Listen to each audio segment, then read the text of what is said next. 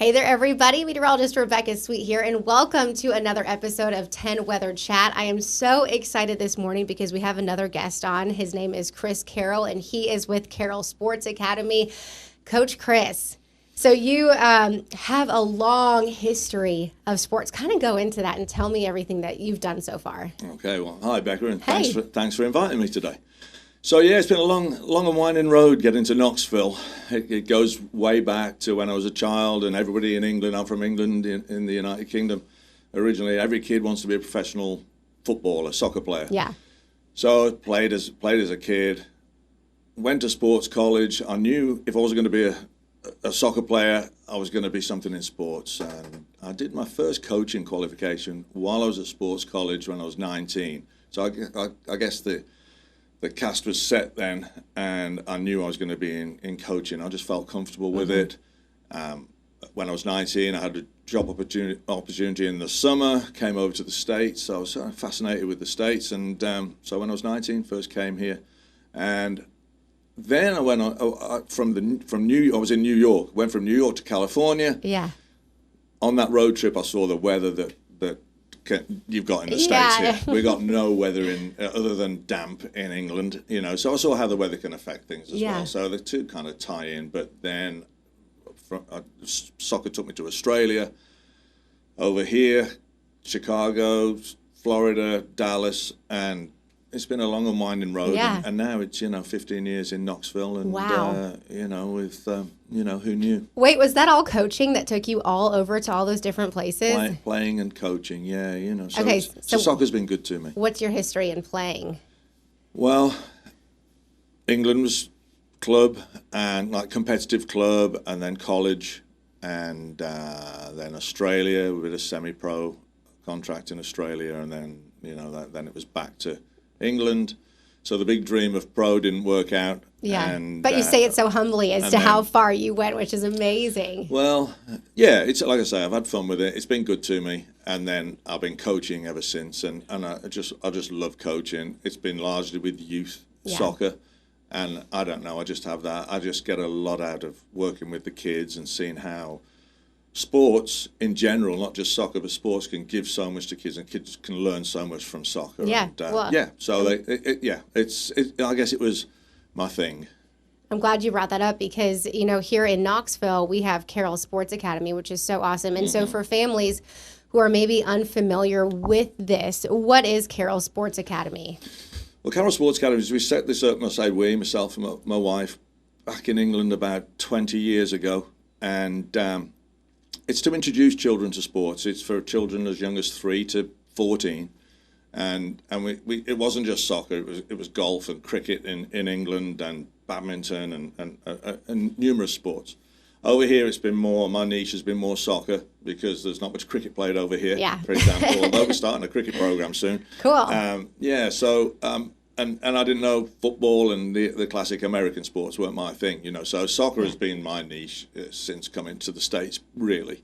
In Knoxville, we've been 15 years now. Wow. And so it's a recreational program for kids to learn or just develop their soccer in a non-pressurized, non-competitive environment where they can just come and have a good time, learn, have fun, come back, do the same, and then take soccer or sports wherever they want to go. Yeah. Does it feel weird ever for you to say soccer versus saying football? Yeah, all the time. Okay. So I really work hard on saying soccer and cleats instead of boots, and because there's so many different terminology, isn't there? Pitch and field. I think we'll be talking about the state of soccer fields later with the weather and whatnot. So if I say pitch, I'm sorry, that it means field. That's what it means. Okay, so for kids who want to do Carroll Sports Academy, or if they want to try soccer, do they have to have any experience coming into it? No, none at all. It's a great place for them to learn. They're all treated the same, whether it's the first time they've kicked a ball or whether they've played for a couple of years. Everyone's important, and everyone's treated the same. And it's just a lot of fun. And speaking of weather, it's a program that runs year round. It does. I mean, outside, you have to dress for the elements, right? Yeah, absolutely. Yeah, it never ceases to amaze me when it gets cold. And I've been here now, so I've softened up. I used to play in the cold and the wet all the time, and so I get cold. I feel the cold, and then I'll see some kids show up and they're in shorts, and you think, well, you probably need to wear a couple of layers, So it's important when you dress especially the young kiddos, gloves, hats, so they're comfortable. If they're comfortable, they'll play in all weathers. Yeah. As soon as their hands get cold, then it's a and bit you can bit of always a tell struggle. that you're like, okay, we gotta go take a little bit of a break here and warm up. Okay, so Carroll Sports Academy is one thing that you do, but you also have another program that you're kind of ahead of, which is FC National. So can you kind of explain the difference between both of these different groups here in Knoxville? Sure. They are two different animals. Carroll Sports Academy is very much, like I say, recreational, fun. FC National is still fun, but it's competitive. It's a competitive soccer club. So for those children who want that next level and they want to practice more often, twice a week instead of once a week, and play competitive games on a weekend, maybe go and play in a tournament in Chattanooga or Nashville or wherever, and it's the next level up. So it's a nice continuation, to be honest with you. So we've set up FC National during COVID with a buddy of mine who used to play for Leicester City in the Premier League. So we can now look after kids from the age of 3 to professional opportunities in England, and we take groups of kids to England. This is actually, I think, a picture from England. You guys just took a group back out this last year, which is so cool. Just in March, just gone, we took our 2015 girls over there to play and train with some pro coaches and go and watch some pro games, and it just shows them just another side of soccer, an alternative, how it's played and how it's approached in different parts of the world. Yeah. So FC National it was something that I wanted to do, to put together a professional, a competitive club, and it's a nice continuation. And the best thing about FC National, I'm not going to lie, I mean, our family's a part of it, but you turn into a family. Like, it's a close-knit soccer family. People really care about it. It's not just girls, because I know I just showed girls in the first picture, but you also have a lot of boys teams as well. Yeah, we do. It's equally important, and it's different to me growing up in England, where soccer was just the boys' sport. Yeah. And if you're a girl wanting to play, you had to play on a boys' team and mix in. And now it's wonderful over here because you have so many girls playing, and the US national ladies team has been so good for that tons of girls play, and it's not the boys' sport over here or the girl. It's just whoever can play. It's whoever wants to do it, which I love too. Yeah. And I love too about Carroll Sports Academy is that it's boys and girls mixed together. So you kind of build in that competitive nature where you're challenging yourself. So let's kind of dive into some of these weather questions, because I know for someone who's played soccer for so long, who's coached soccer for so long, you've probably seen everything. So first and foremost, let's go into temperatures. Right now, as of lately, this whole week has been super hot. So what advice would you give to players or parents who are getting their kids ready to deal with the hot temperatures? The hot temperatures, I'd say water, drinks.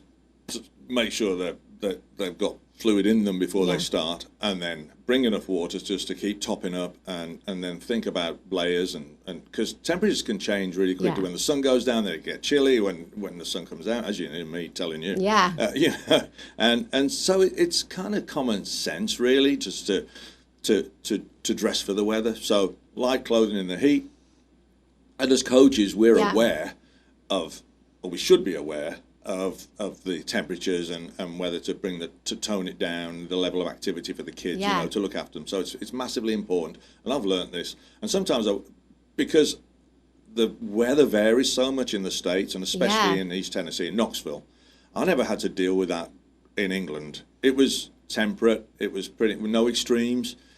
I don't remember ever having to look at the heat index ever. Yeah. And what is the heat index now? If it's like above 102 or 98, isn't there like something where it's like you have to like do a certain amount of water breaks or limit the amount of time you can play? Yeah, between 90 and 103. Then you got to tone it down, do water breaks every 10 minutes and what have you. 104, then you cancel everything. Yes. So and we'll even look at 100, and if it's the younger kids, and then we'll sort of we'll cancel and look after them. But yeah, never. I never remember a game in England being cancelled because of the heat, because the cold.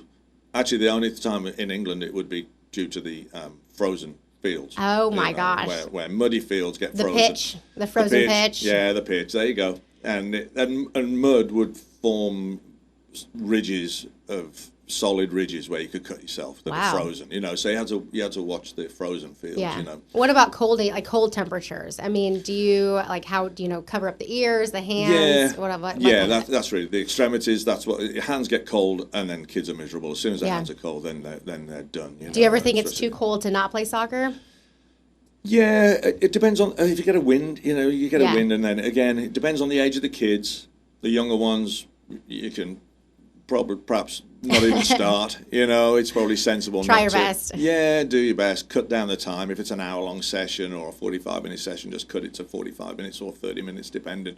Cut the time down, so they're not going to. You got to keep an eye on them as a coach. Yeah. And you kind of they'll tell you. But you can keep an eye on them and look after them that way. So, what about Coach Chris? What about rain and thunderstorms? Can you play in rain? Mm-hmm. And then at one point do you cut it out when you start to hear some rumbles of thunder? Okay. So rain's an interesting one because that's something that surprised me when I came here, because growing up in England, it was rain. It doesn't rain all the time. It's got this image that it rains all the time. Yeah. It might rain regularly, but you might have 30 minutes of rain during the day. It's kind of like 4 seasons in one day sometimes in England, a bit like here, to be honest. But so it does rain and a lot. But people are just used to getting on with life in the rain. So you go shopping in the rain, pick the kids up in the rain, you play sports in the rain. So it never got cancelled because of rain, unless it was monsoon. And we don't get that very often in England. It's like I say, not many extremes. So it surprised me when I came to the States, and it'd be raining. We got a session planned, it'd be raining. And then I get a text or a call saying, is practice still on tonight? And I'm thinking, what's happened? What in the world's going on? And they go, it's raining. And I'm going, well, yes, okay. And there's not one right or wrong way. It's just completely different. And I get it, because there's reasons for that here. And there could be storms, more serious storms on the way, that I've had to learn that you got to take the weather seriously here. Whereas over there, rain, and you just set your session up in the rain, you just get on with it, and there's never a doubt that it's not. So if you hear thunder, though, that's when it's like, all right, time to. Yeah, so I've learned that, and that trip across the States when I was 19, and I saw how a sunny day in 5 minutes become like night, and and it can just unleash all sorts at you, and and it's dangerous. So you got to take it seriously. So that was my first taste of the U.S. weather in Nebraska and Iowa, going across those flat states. And you're like, wow, this could happen really fast. So you've got to keep an eye on that for the kids. Yeah. Absolutely. And thunder, you're off the field. Thunder or lightning, off the field for 30 minutes. Everyone go in a safe place.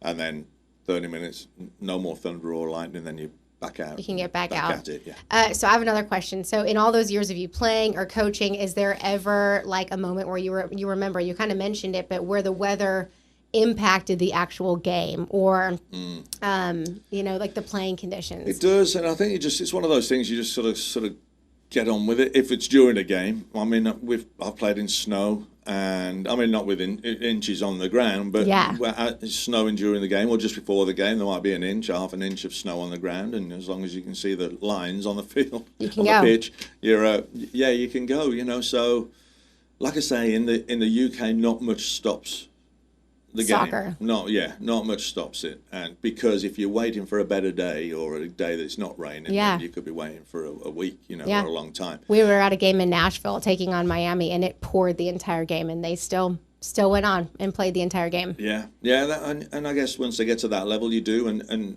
this reminded me of when we were in England in March with the girls team.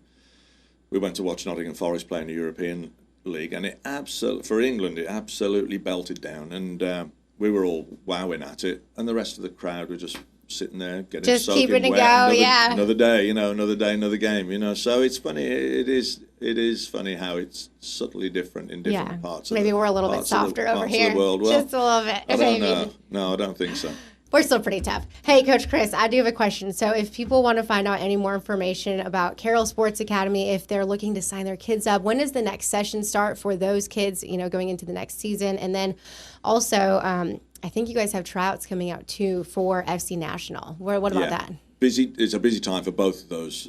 So Carroll Sports Academies, you can find information on that at Carroll. Now, that's my last name, Carroll. How do I spell my last name? 2 R's, 2 L's. CarrollSportsAcademies.com, and we have a summer program starting in June. Okay. We're halfway through a program now. If anyone's interested, please get in touch now. And yeah, busy time for competitive soccer right around the corner. Tryouts with FC National. That's fcnational.org. Go to the tryouts page and register there and find out more information. We'd love to have you at either of those opportunities for soccer. Yeah. Thank you so much, Coach Chris. It was a pleasure having you on this morning. Thanks for having me. You're welcome, Becca.